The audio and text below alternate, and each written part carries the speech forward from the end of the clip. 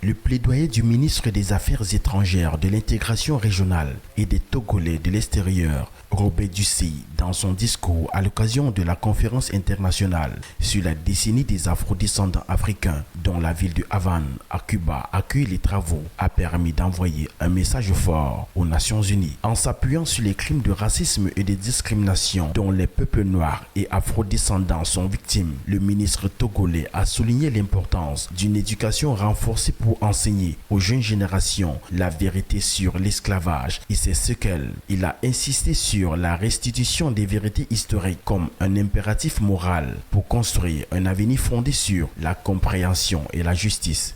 Pourquoi les crimes commis contre certains peuples sont considérés comme un génocide? Nous parlons de l'Holocauste, du génocide.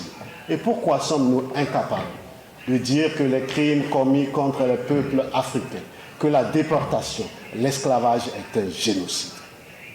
Nous devons avoir le courage de dire et de mettre dans nos dictionnaires, d'apprendre à nos enfants et petits-enfants que l'esclavage contre les peuples noirs d'Afrique, que l'esclavage contre les peuples africains est un génocide.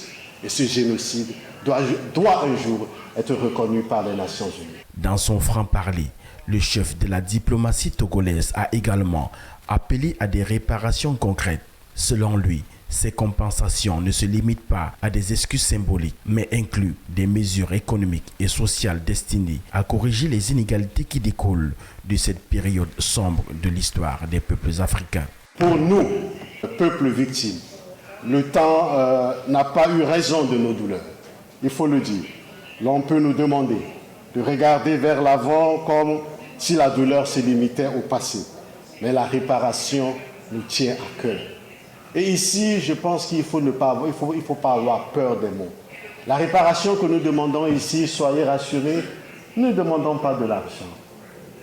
Parce que l'argent ne peut pas réparer les crimes ou le génocide commis contre les peuples noirs, les peuples africains et les peuples afro-descendants. Nous n'avons pas peur. Nous ne demandons pas l'argent. Mais nous voulons que cette réparation soit faite. Peu importe la forme qu'elle prendra. Mais il faut qu'il y ait réparation. Parce qu'il y a réparation ailleurs.